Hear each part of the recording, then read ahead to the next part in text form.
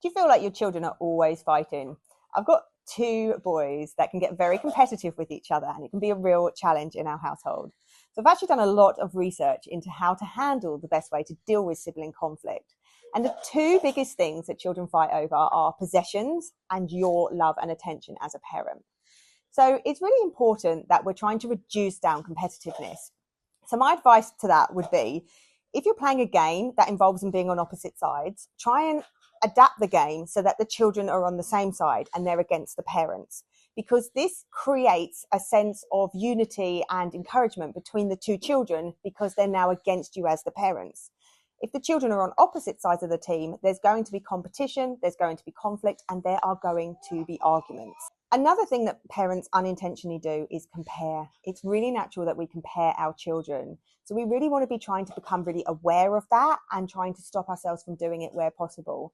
Try and allow your children to be individual and unique and allow them to be who they are without comparing them against each other.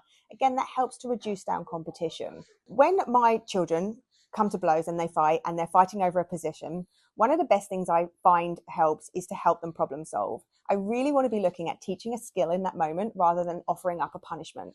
So I do that by sitting both the children down, removing the item that they're fighting over, and I will ask the first child, tell me what has happened from your point of view, and I'll allow them a minute or two to speak.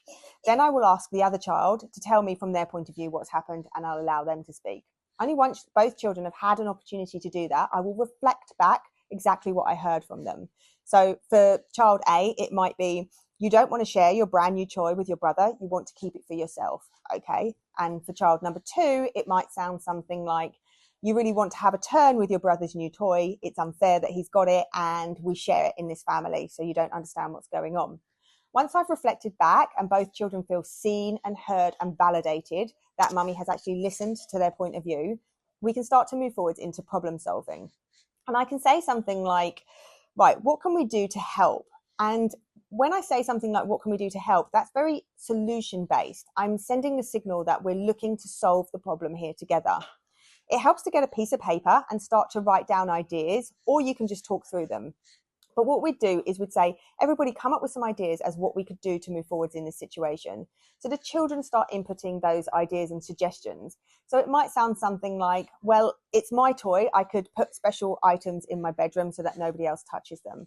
It might sound like, if you have the first turn, can I have the longer turn if I go second? Or it might be that we give the toy to mummy so that we stop fighting over it.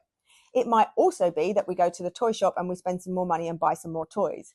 Not all suggestions are going to be useful, but we allow them to write them all down. So once we've got all the ideas down on the paper, we're going to go through them with the children. And we're going to cross off the ones maybe like the toy shop that we think aren't going to work. And then we're going to go to the others that we think might possibly work. But I'm going to be constantly handing it back to my kids where possible. If they're old enough to do this, if they're a bit younger, they might need a bit more intervention and a bit more support. So we'll say to them, okay, if this toy is super special to you, then you can pick it as one of your items that you keep in your bedroom that is just for you. But if you want to also share your brother's toys from time to time, you might want to consider also letting him have a turn. Eventually, they will agree on one of the solutions. If not, I will remove the item and we'll come back to it later. But usually, they're quite happy to come to a conclusion themselves. And because they've decided on what to do between them without me telling them what to do or dictating and taking over and taking charge in the situation, they're much more willing to try it out and to listen, and much happier because they don't feel like mummy thinks I'm the victim or mummy thinks I'm the one who's in the wrong here. I haven't taken sides. They've come to a conclusion themselves, and we've actually built a skill. And what's really important in this is to remember that we're looking to build skills for our children, for them to use later on in life.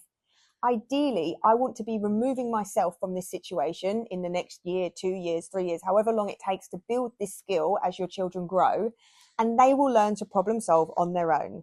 And they will learn to problem solve themselves, between siblings, between friends, and ultimately one day it's the skill they need to take into a workplace or a marriage. These skills are going to take time to build. Don't expect it to happen overnight just because you've practiced it once or twice. They're children and it's going to take a lot of work. But gradually over time, they will become more skilled at learning to do this, and you will have to intervene less and less. And they're exactly the skills that we want them to have moving into adulthood.